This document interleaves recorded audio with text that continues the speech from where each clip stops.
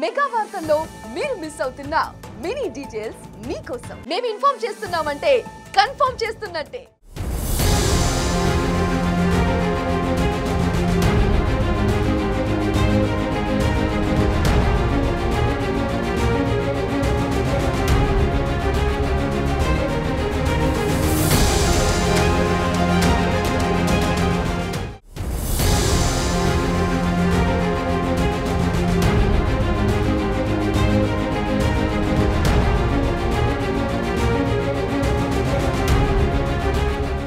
Germany పార్లమెంట్ను రద్దు చేశారు అక్కడి అధ్యక్షుడు ఫ్రాంక్ వాల్టర్. రద్దయిన పార్లమెంటుకు కొత్తగా వచ్చే ఏడాది ఫిబ్రవరి 23న ఎన్నికలు నిర్వహిస్తారు.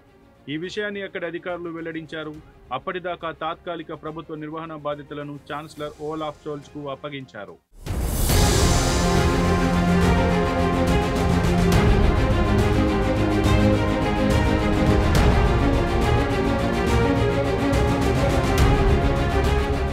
జర్మనీ ఛాన్సలర్ ఓలాఫ్ షోల్జ్ ఇటీవల పార్లమెంటు విశ్వాసం కోల్పోయారు.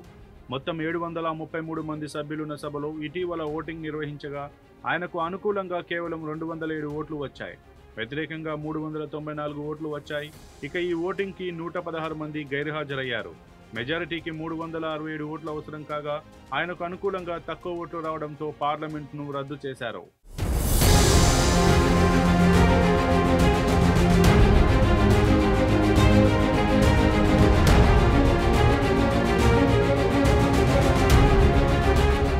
నవంబర్ 6న సంకీర్ణ ప్రభుత్వం కూలిపోయినప్పటి నుంచి మైనార్టీ ప్రభుత్వానికి షోల్జ్ నాయకత్వం వహిస్తున్నారు. నిర్ణీత సమయానికంటే 7 నెలల ముందుగా వచ్చే ఫిబ్రవరిలో ఎన్నికలకు వెళ్లాలనే అంగీకారానికి ప్రధాన పార్టీల నేతలు వచ్చారు. దీంతో ఫిబ్రవరిలో ఎన్నికలకు ఆ దేశం సిద్ధమవుతోంది.